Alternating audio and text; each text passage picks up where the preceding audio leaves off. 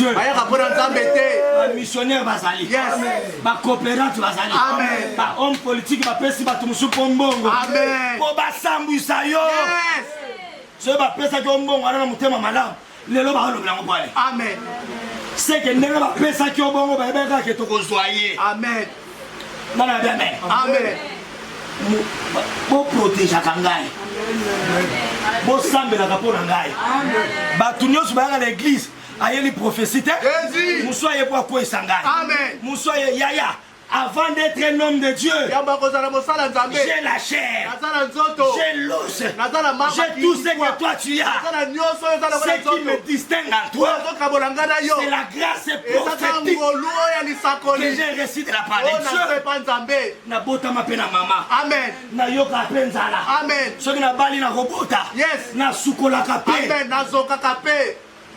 Bozola ba mentoni bozola. Donc vous avez c'est monsieur bazo finga ba pasteur. Si bazo défendre la vérité, place aux gens aux landango aux silika. Aux finga ngai, aux finga la salioni. Amen. Vous connaîtrez la vérité. Bokoye ba boso. Et la vérité libérera. Boso olo ekosiko la Elle vous rendra libre. Aujourd'hui papa Nata. Lelo papa Nata. Église ezate bana nzambe belé ba pengui. Amen. Yes. Ba pengui pona nini? Dova. Pona makambo eli koroliane. Pona makambo ba sex sabu. Ozolanda ngo sana. Donc monsieur Christ, tala yekuna. On dira ndimela kamukuna. Dova. Toi tu n'es pas intelligent. Donc toi ta foi reposée sur ma vie. Même si tu me suis. Même si je prophétise sur toi. Je ne suis pas Dieu. Ozomona ne bozo pengwa pamba pamba. Bobo komisa iba pasteur na bino ba nzambe. Mawana bozo ba mente quoi. Amen. C'est un homme de Dieu. Il a les qualités. Yango ba se ke fungama partout. C'est ça sa qualité. Mawana Congo. Batala kamala mo batote. Attendez na hotel à papa Nata. Ya malamu nyoso ba ozwate. Amen. Bango ba lukanga place ni na salaire français. Alakagi. Alors, c'est la salaire en français. Oyo kita lobi la papa. Il fallait le papa, lobi la papa. Est-ce que ma kamba la papa a au salini?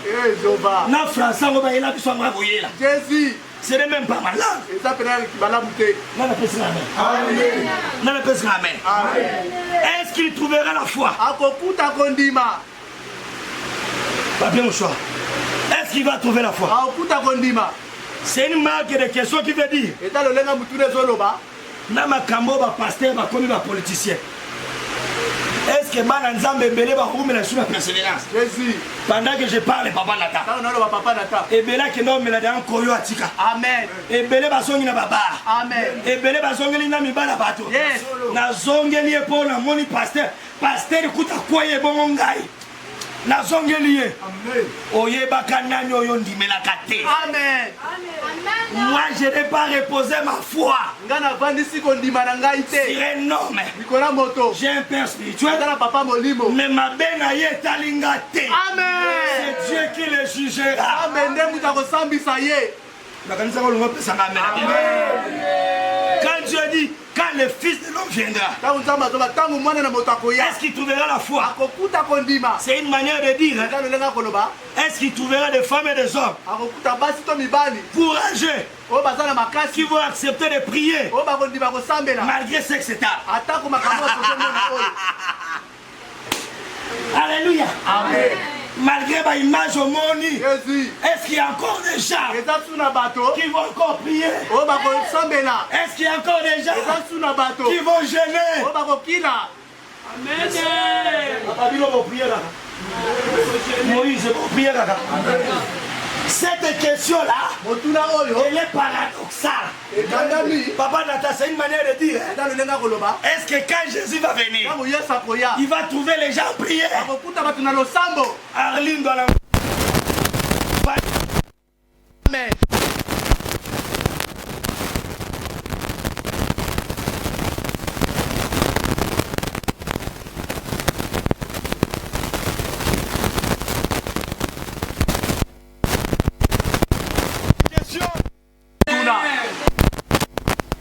Atako bokono. Les difficultés. Est-ce que les gens vont prier? Cette question-là, est-ce qu'il trouvera la foi?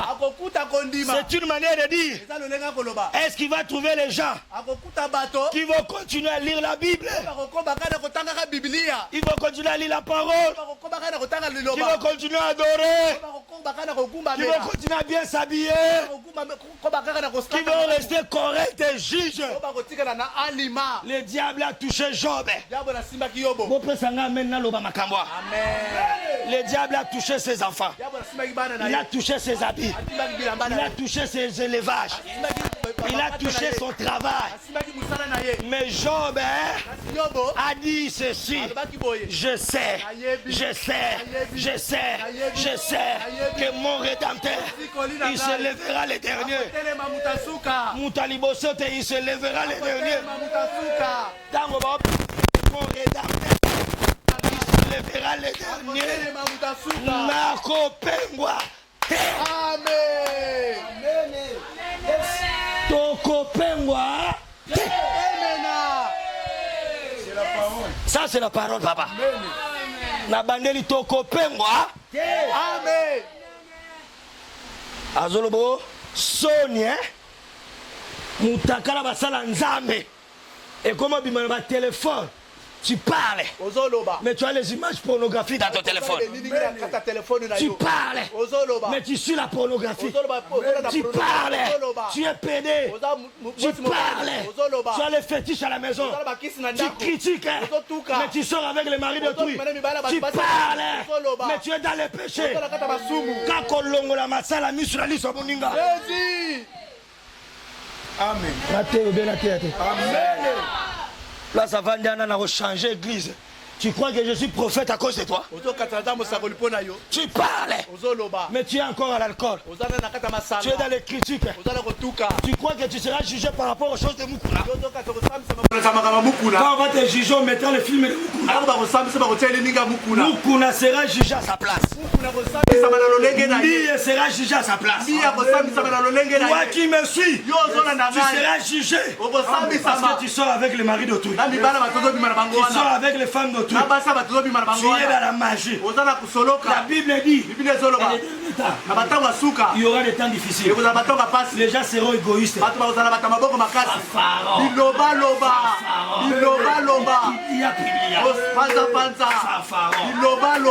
Amis des gens qui aiment l'argent.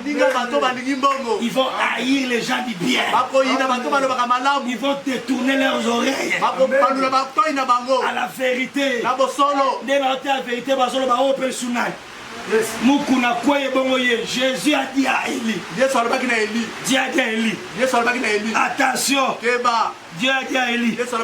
Attention. Je bénis ma fille. J'ai dit suis-nous à partir de l'Angola là-bas. Nous sommes en direct de YouTube. Dieu a dit à Élie, tu n'es pas seul. Encore 7000 prophètes. Je parle à tous les ennemis. Je vous respecte. Mais il y a des générations comme des Jonathan. Amen. Papa journaliste, il y a des gens comme ça. Il y a des générations. Il y a 7000 prophètes. 7000 prophètes. Amen.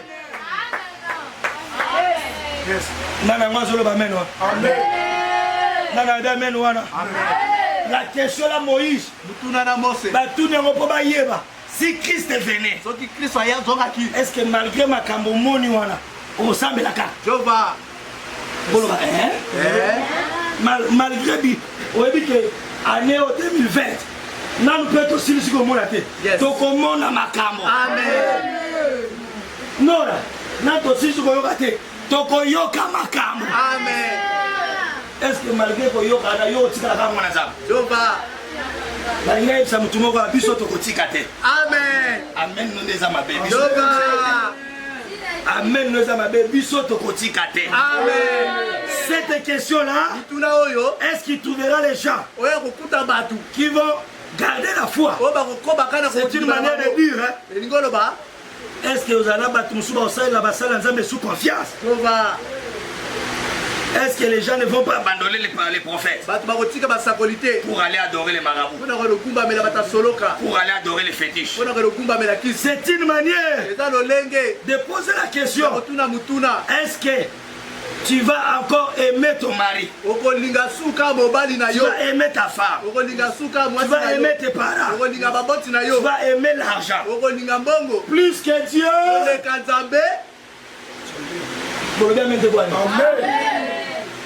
Dans tout ce qui nous arrive, mettons Dieu en première position.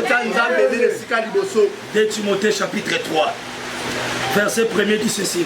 2 Timothée 3. La Bible dit dans les temps difficiles, dans les temps de l'affaire, il y aura des temps difficiles. Ce sont des moments que nous traversons. Cette parabole de Jésus voulait dire simplement, cette parabole nous montre notre objectif face à l'injustice. Notre attitude face au sexe étape, face au temps difficile. La Timothée 3, Bible le Bible, la 2 Timothée 3, il y aura ma Bible le Bible.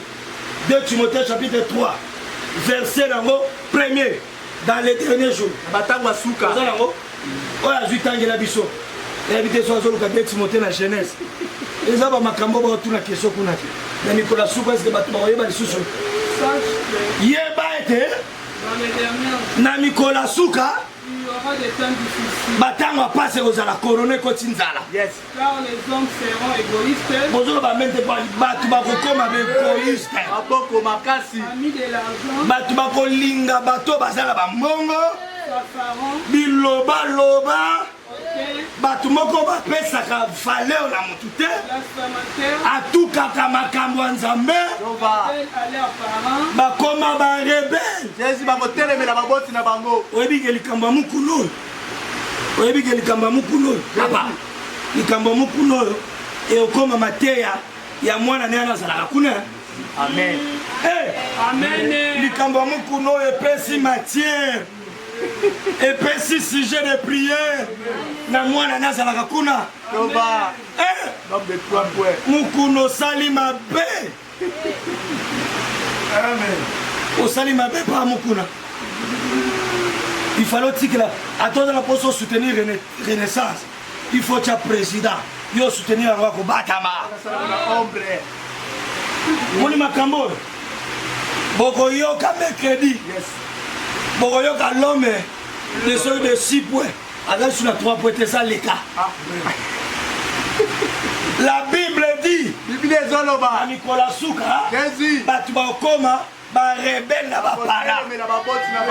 Même si ton père est sous l'art, il demeure ton père. Bonjour ba mettre la zone ba rebelle. Même si ton père est sorcier, il demeure ton père. Na telemeli ba prophète ba kaboli ba mabala bato. Ba panzi ba famille bato. Ata tata zando ki atata na yo. Amen. Ata mama zando ki atata na yo. Amen. Nanga bana nga a. Mwana ngala sima kuna avanda kapana nga ya. Elisa lelo. Asakolaka danger avanda apana nga. Yes. Papa na bango aloba na nga akabeli nga na bakabeli yo si bakabeli obana kado. Donc ye bakabeli nga kado. Papa yom to kabela ngai cadeau. Jour à kobonga kwa ko réclamer te. Yes. Akenda ka senga papa na bango papa vi kende. Na kabela bino frère pas prophète la bino. Na pe la joie na ngai. Siko ye maloba papa et soit qui est et ça les fiafita. Di fiafita zani. Et ça les makaka diaka. Et ça les matumona. Et ça les kindongisa. Et c'est les kindongisa. Tamba pambolo Julia. Julia ya bajibite pam. Ndala zuna ngai. Mwana nga oyo ayebisinga à partir lelo À partir d'aujourd'hui, il n'est plus mon père. C'est toi qui es mon père. À partir d'aujourd'hui, ce qu'il m'a fait, il ne me verra plus. Je l'ai grondé, il est là. Je lui ai dit, moi je suis ton père spirituel. C'est lui-là. Le jour où il va reconnaître ta valeur, il demandera pardon. On ne peut pas changer de parents.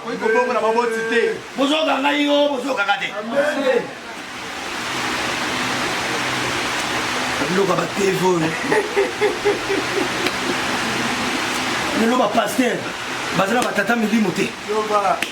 Na yemo ko pena invité tata molimo na sala kawa. Bozo na tata molimo, ala pese conseil tika mama bale wana. Bozo ba mente bwanga. Atata na ngino tuna ete. Soza tata molimo, papa na molimo azalia na zo kangai. Apôtre Timothée de Ito Bagben, amona na chaîne moko.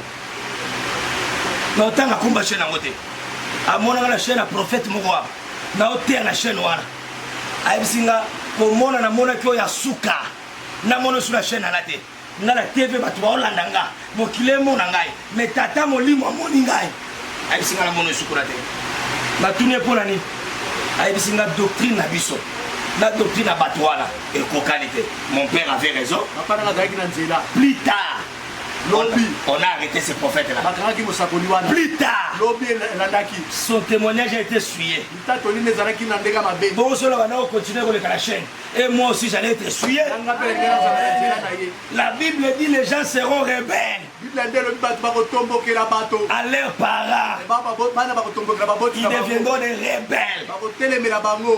Des rebelles, impolis, mal éduqués.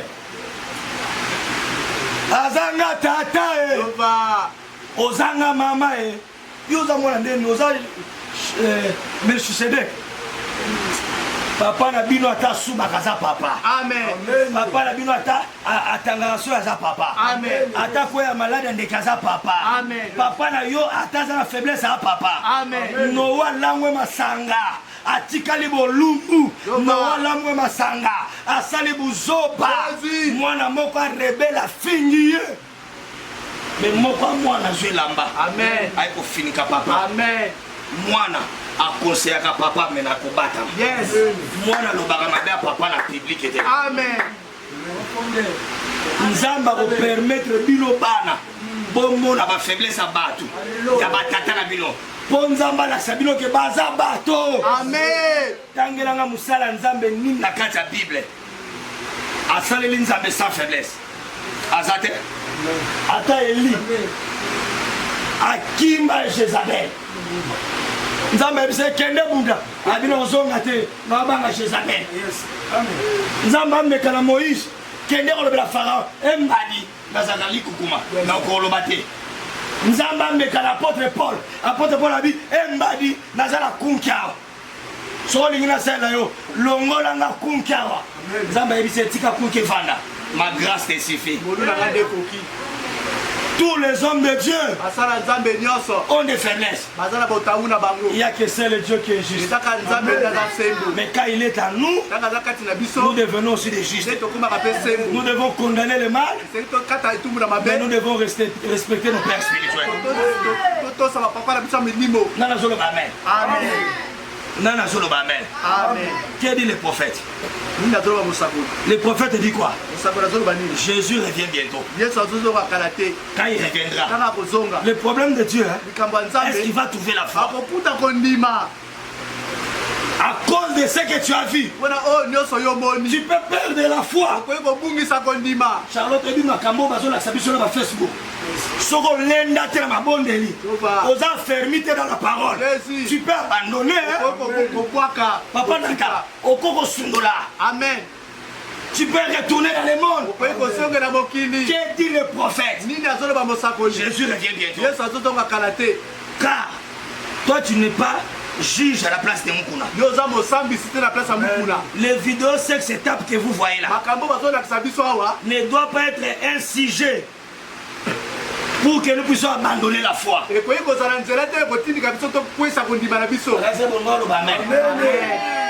Les vidéos que nous voyons.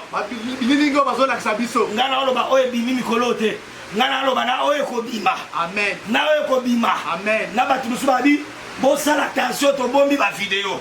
Na oye kobima dans le futur. Amen. Na makambo to komona. Yes. Na bato ba komi benga banzambe. Yes. Cela ne doit pas affecter ta foi. Yango boko kwesa kondima na biso te. Grâce aux lobelanga amen. Amen. Bande kozola nanga lobelanga amen bien. Amen. Amen. Les vidéos Babiloko tozomona ona miso. Facebook.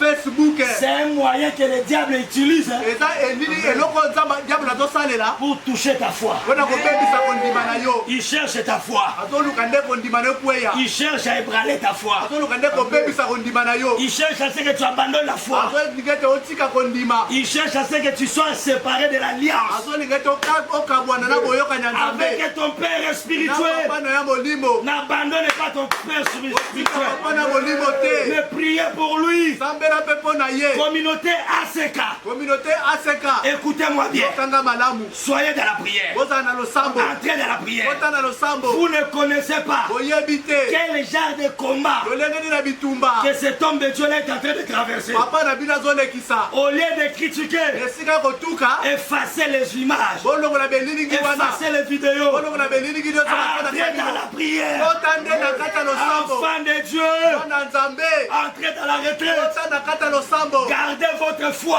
Bate na kondima. Amen. Ça, c'est une occasion Oyo eza nzela. pour moi Wana ngai. de dire que Ya kolobete. les hommes, Bato. les hommes de Dieu, Basali nzambe. ça, c'est l'occasion par Nata. Oyo eza occasion pa nata. Pour les quartiers de la mission, c'est l'occasion Eza occasion. pour dire à chaque homme de Dieu, Ko ba mosala nzambe nyonso. soit comme Élisée, Sala lokola Élysée. général Ayebi Sekende, Yes. Bakuta la Tayebi Sekende, Amen. tika makamba députation, Amen. tika makamba politique, Amen. okosambo netifié wana. Yes. Babe osambo netifié. Depuis wana. Bozo banga pali. Adapta tele comme tout le monde. C'est l'occasion pour moi Eza nzela po na ngai. d'adresser un message à mes Ya confrères. kotinda sango po balinga na ngai mosala. Musala otozala mweza munene. Amen. Musala otozala mweza honorable. Amen. Eza musala tozala ngokende oyena liso okota politique. Jova. Okoyoka soni. Amen. Merci mon père spirituel. Merci mon père spirituel.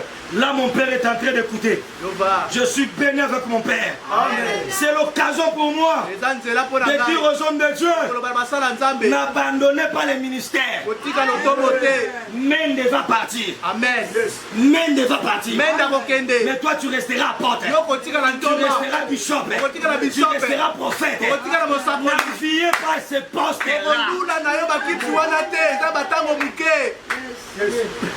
Mon vieux que je salue, Mukolo nango nazopesa losako. l'évangéliste Kisiamina, L'évangéliste Kizamina. il remplissait les stades. Abanda kotondisa. Mais quand seulement il est devenu député, Kaka tanga te kokota na député. moi je ne sais pas, je ne le vois plus. Nga na yebi te na mona ke sute. Toi tu le vois. Papa, toi aussi tu le vois. Et Jibayama Pia, Jova. respect à mon vieux.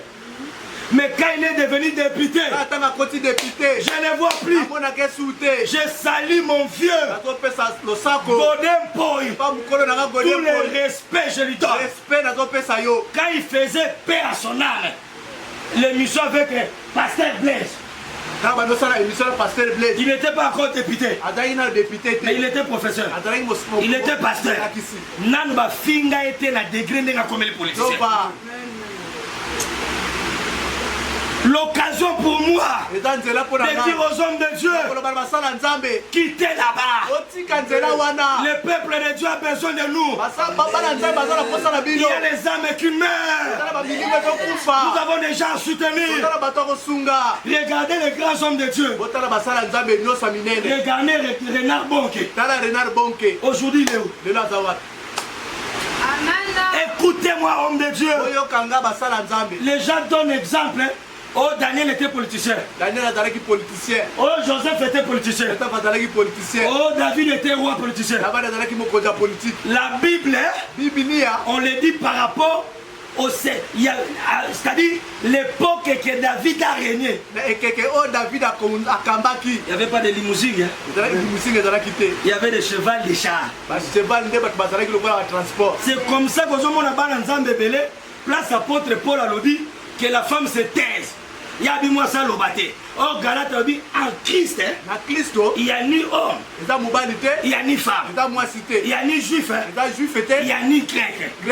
C'est-à-dire la parole de Dieu s'explique elle-même. Autant nous sommes frères. Les hommes de Dieu ne doivent pas être des politiciens. Pourquoi? Parce que Jésus-Christ, c'est lui notre modèle. À ce temps où nous sommes, Daniel n'est pas notre modèle. Joseph n'est pas notre modèle. David n'est pas notre modèle. David n'est pas comme un roi. Mais bon, on n'a pas de sa femme. Ici dans cet art, notre modèle, c'est Jésus-Christ de Nazareth.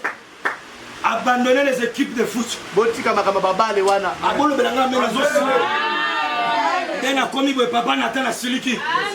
Abandonnez les associations pour trouver l'argent. L'Éternel est mon berger. Je ne manquerai de rien. Il veut dire ma tête. Ma coupe déborde. Il dresse une table en face de mes adversaires. Que 10 000 tombent à ma droite, 1000 tombent à mon bord. Je ne serai pas touché. Effacez cela dans vos téléphones. Amen. On a une team de l'autre vidéo. Effacez. Le problème avec notre vieux là, notre vieux évêque. C'est notre vieux quand même, non? Ouais. Oh, bien que vous autres tout est canadien, non? Alors papa la biso. Le problème avec notre vieux, il attaque les politiciens. Tout caca politicien. Ils ont attaqué Bango, mais il mange aussi avec eux. On ne peut pas attaquer les diables et manger avec les diables. Jésus a dit, je n'ai rien des diables. Je n'ai même pas perdu les enfants que tu m'as donnés. À part le fils de la perdition. En fait, le problème c'est quoi? Quand tu condamnes ces gens-là, tu dois te rassurer à toi-même. Amen. Amen. Oh, preuve à signature. Le problème avec les vieux, on ne peut pas chasser maman et manger son argent. On ne peut pas attaquer les politiciens et manger avec les politiciens. Il faut être comme Jean-Baptiste. Au lobby vérité, mais yo au côté de Amen. Là, Jésus va te témoigner. Et si tu manges avec eux, tu ne sais pas. La vidéo va se bomber là.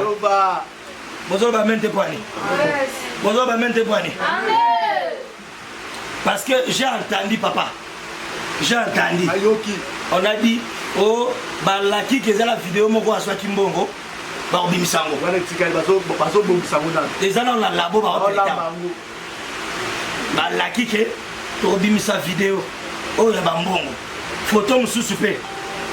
C'est-à-dire, on ne sait jamais ce que la technologie peut faire. Vous évitez aux technologies pour ça.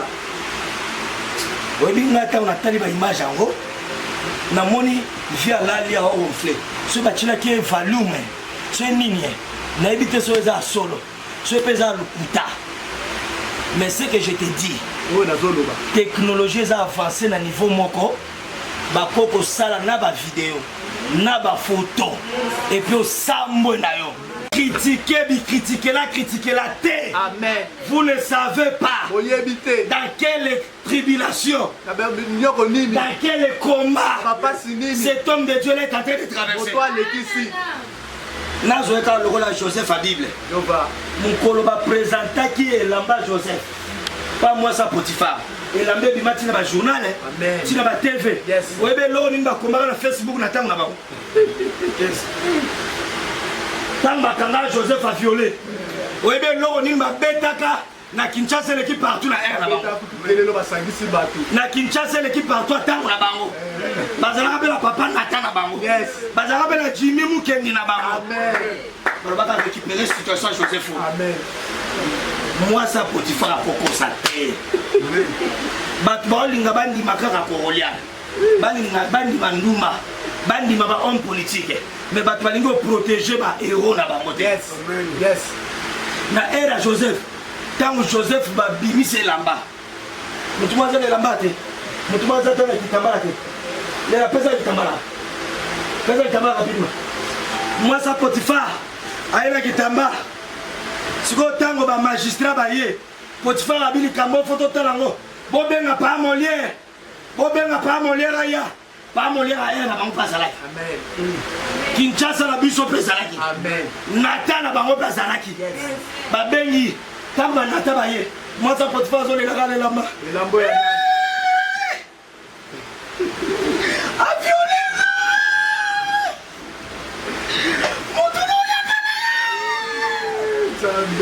Abe bisi ki mo seka na ngai. On est na Kinshasa ba seka baza lisusu. Kinshasa beba na ngokala. Oh azala 18 ans. Ba beba seki ki mo seka neta azala 18 ans.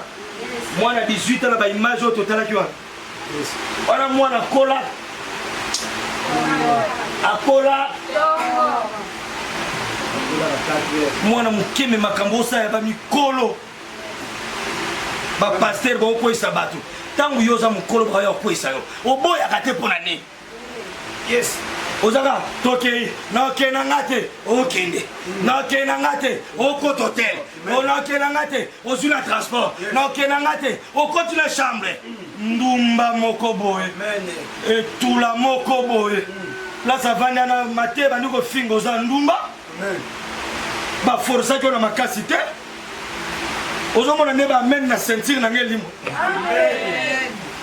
Ozomona même ba kiba ola na Facebook ba men elimo. Amen. Amen. Kaka pasteur a violé kingai. Ozala ma colonie balé kima.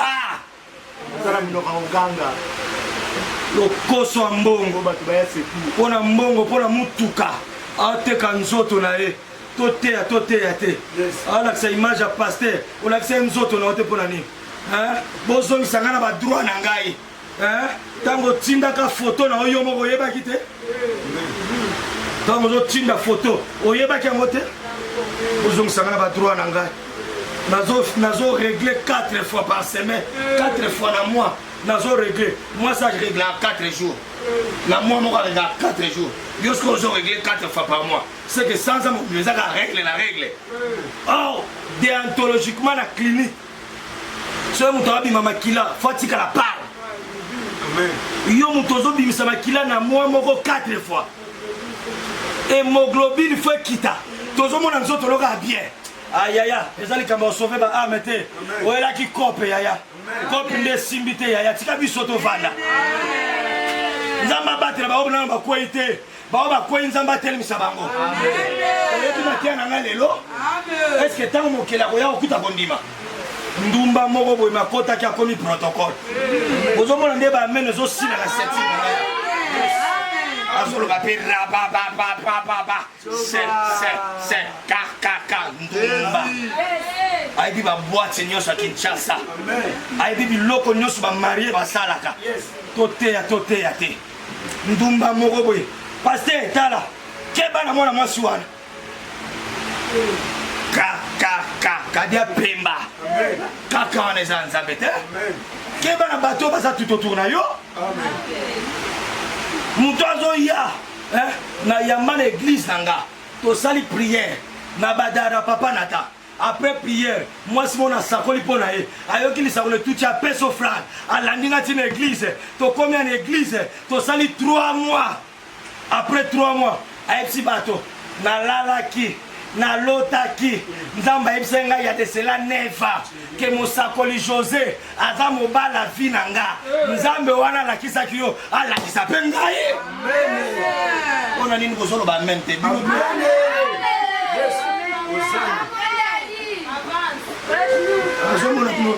nazomona bino suspect na nsima na ngai Qu'est-ce qui se passe? Qu'est-ce qui se passe ici?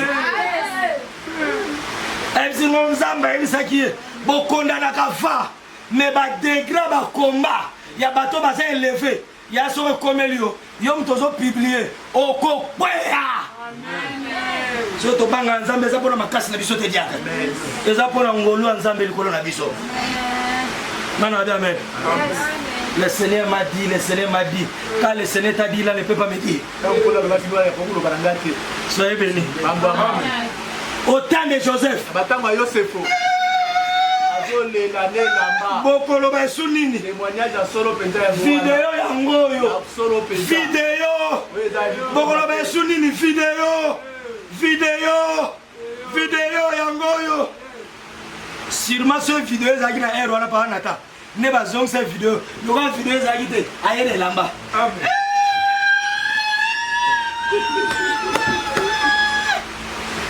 Batule likamni loba. Na koloba nini nyonso yango. Ne bozotala nyonso yango. Elambo ya nani? Na ba journal ya ero wana. Tu sais ce qu'on a publié? Joseph violeur.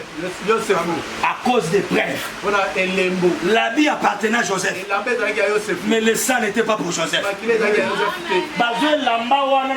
Joseph. Potango makila. Balakisi tata Joseph. Tata Sali Matanga. L'habit était pour Joseph. Mais le sang n'appartenait pas à Joseph. La femme de Potiphar a montré l'habit. Mais la vie qu'il a présentée, la vie. Ce n'était pas la vie de Joseph. La photo que nous avons vue, c'est la photo de notre évêque. Mais nous ne savons pas qu'est-ce qui s'est passé. L'habit était pour Joseph. Mais Joseph n'avait pas violé. La côté du pasteur. Amen. La téléméli ma bé. Yes. Na ba divorce. Amen. Na ba pasteur. Yes. Kosala makamba ba bale. Ya ba foot. Donc na ba boîte de nuit. Na téléméli yango. Amen. Mais pour le cas de Joseph, l'habit appartenait à Joseph. Mais le témoignage était fabriqué. C'était monté. Quand on va dire Joseph 11 bazongi la bilamba. Il y a Joseph Namakila. L'habit était pour Joseph. Mais le sang, il y a Makila tabac. Le sang, c'est la vie. Un homme de Dieu, on peut fabriquer les preuves. On peut aller avec des montages. Mais la vérité finit toujours par triompher. Je crois que pour l'Obamen, que Dieu vous bénisse. Que Dieu vous bénisse. Que Dieu vous bénisse. Que Dieu vous bénisse. Dieu savait que le diable est venu sur la terre avec une colère. Il savait qu'il n'avait plus le temps. C'est pourquoi Jésus a dit, quand il reviendra, est-ce qu'il va trouver la foi? Mais exemple, c'est belé. Oh, bah, il y a qui le Seigneur bénisse. Je reviens le mardi. Dans que dit les prophètes. Je reviens le mardi. Comprenez que je devais prendre beaucoup de temps par rapport à l'information de nos réseaux sociaux. Notre rôle, c'est d'augmenter ta foi. Le diable cherche à diminuer ta foi. Mais notre rôle, c'est d'augmenter ta foi. Malgré ce que j'ai dit, garde ta foi. Ne fonde pas ta foi sur la personne de Mukuna.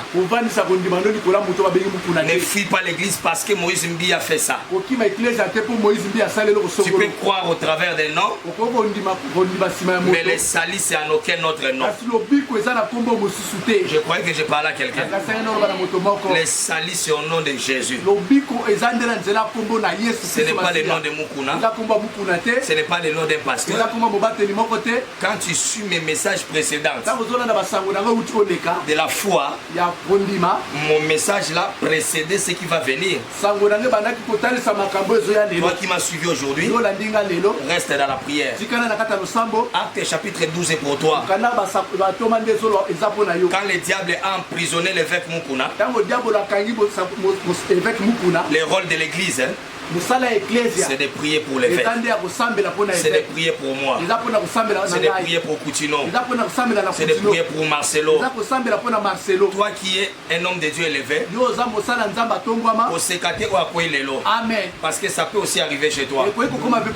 C'est pourquoi quand tu vois les bangues Chakou, nous devons tous enfants de Dieu nous souder comme un seul homme, parce que Jésus-Christ revient bientôt. Quand il reviendra, est-ce qu'il va trouver la foi? Malgré Corona, garde la foi. Beaucoup de gens m'ont appelé. Beaucoup de gens m'ont envoyé les vidéos.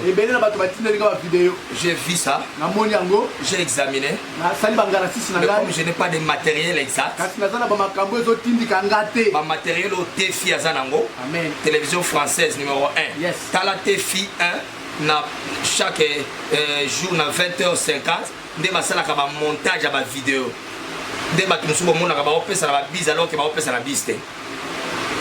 Donc quand tu regardes ça, comment est-ce que ma montaka, aux en a réserve à mettre ma discussion, on va nous critiquer pas à matin. Comprenez-moi, je devais mettre les points sur les i. Augmenter ta foi. Si Jésus revient, il ne trouve pas la foi. S'il ne trouve pas la foi, tu ne monteras pas. Les justes vivront par la foi. Attends à la garde de la foi. À ton monde, ma vidéo, garde la foi. Ne sois pas infidèle à ton église. Ne sois pas infidèle à ton pasteur. Mais priez pour ton pasteur. Cela montre que les pasteurs ont beaucoup de combats. C'est alors que quand tu pries pour les pasteurs, Dieu aussi ne manquera pas de te bénir. Ok, le temps en Matthieu chapitre 6, Bible obéissant notre Père qui est au ciel. Que ton règne vienne, que ta volonté soit faite sur la terre comme au ciel. Donne-nous aujourd'hui notre pain quotidien. Pardonne-nous nos offenses comme nous pardonnons aussi à ceux qui nous ont offensés. Yes. Nous te pardonnons, viens Mukuna. Je pense que dans Makambo, on a sous-sauté dans Makambabale. Nous te pardonnons. Amen.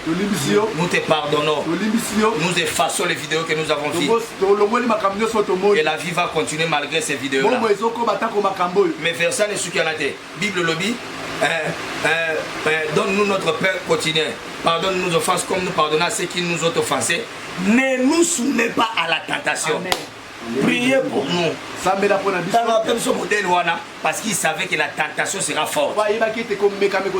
C'est pourquoi vous, église, vous devez beaucoup prier pour nous.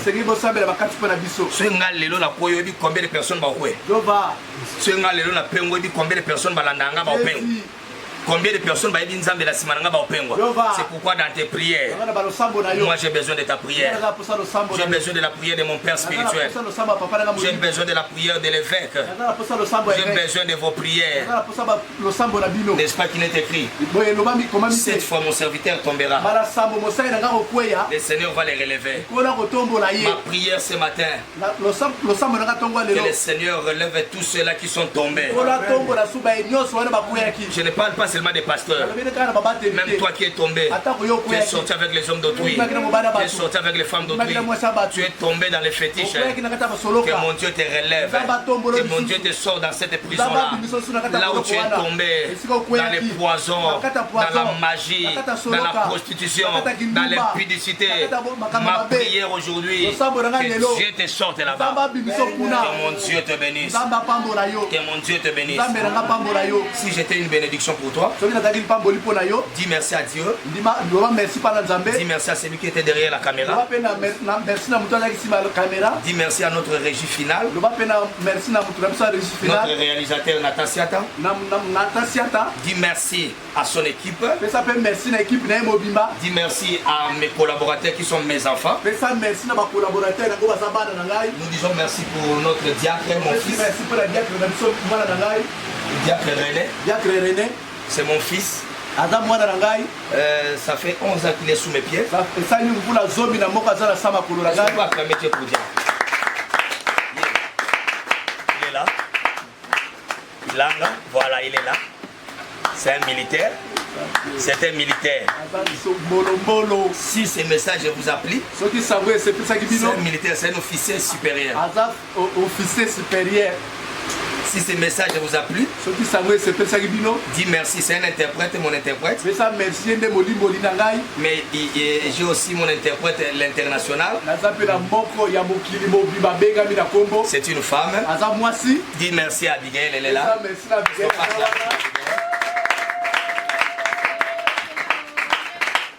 Si la prière était une bénédiction pour vous, dis merci aussi à Dieu pour notre Élysée d'aujourd'hui. Il s'appelle Berger Jonathan. Est-ce qu'on peut l'encourager? Quand je ne suis pas là, lui va prophétiser sur toi. Il parle de la part de Dieu. Nous avons aussi notre bergère. Elle s'appelle Charlotte. Charlotte, elle est là, on peut acclamer. Elle est là. Ce sont des enfants. Mais je les appelle plus les enfants. Je les appelle mes amis. Dites merci à Dieu pour mon fils Trésor. Il est le chef de tous les chantres. Il est là, on peut encourager Trésor. Si cette émission vous a plu, on a aussi notre jeune frère.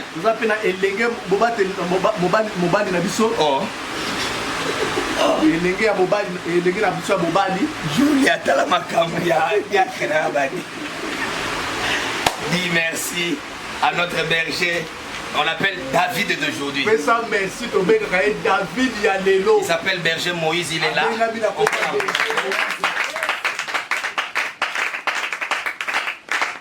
Si l'émission vous a plu, dites merci à notre sœur Nora. Notre sœur Nora. Elle est là. Elle est là parce qu'elle est caméra. Acclamons pour Nora. Dites merci à notre sœur Maria, elle est là. Acclamez. Dites merci à notre sœur Mounene. Elle s'appelle Bellone. N'oubliez pas de dire merci à notre sœur Sephora. Mongala. Voilà. Merci beaucoup. Et il y a aussi une équipe qui m'attend dehors. Il y a Anna qui est dehors. Il y a Maman Vala qui est dehors. Nous bénissons aussi l'enfant de Maman Vala. Je te bénis Julia. Julia Yaba. Confinement, c'est un moment de retraite. C'est un moment de la prière. Nous disons que nous ne grandissons pas lorsque nous sommes dans la facilité. Mais notre foi grandit devant les obstacles. Quand tu vas traverser les problèmes, c'est alors que Dieu va affermir ta foi. Aujourd'hui, je vais dire à quelqu'un, ignorez ceux qui vous critiquent. Ne les suivez pas. Les chiens aboient, la caravane passe. Ne suivrez pas les gens qui vous critiquent. Ne regardez pas les gens qui te critiquent. Cette année, C'est ton année. C'est ton année cette année. Que ce mois de mai soit ton année. Que cela soit les mois de la lumière, les mois de la bénédiction, les mois de la faveur, les mois de la visitation. Merci mon père. Timothée Adikonde. Merci, les gens sont vraiment connectés. Les gens peuvent détruire ton image. Est-ce que vous avez les gens peuvent chercher à salir ta réputation, salir ta personnalité. Ils peuvent former des histoires dans leur labo. Ils peuvent même créer les délits là. Ils peuvent créer des rumeurs sur toi. Mais ils ne peuvent pas changer. Ils ne peuvent pas emporter tes bonnes œuvres.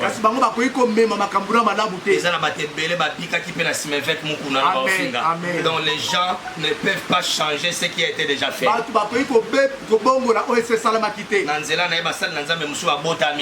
gens ne peuvent pas changer ça. Les gens peuvent salir ta personnalité. Ils peuvent salir ton image. Peu importe ce qu'on va dire de toi. Peu importe la façon on va dire des choses. Toi tu seras toujours le bien-aimé de Dieu. S'il y a quelqu'un qui te connaît bien, c'est Dieu. S'il y a quelqu'un qui te supporte tel que tu es là, c'est Dieu. Alors faites confiance à Dieu. C'est moi. C'est moi ici. Ça sera ton moi. Augmente encore la foi, car le juste vivra par la foi. Ne mets pas ta foi sur ce que tu vois. Repose ta foi sur la parole de Dieu.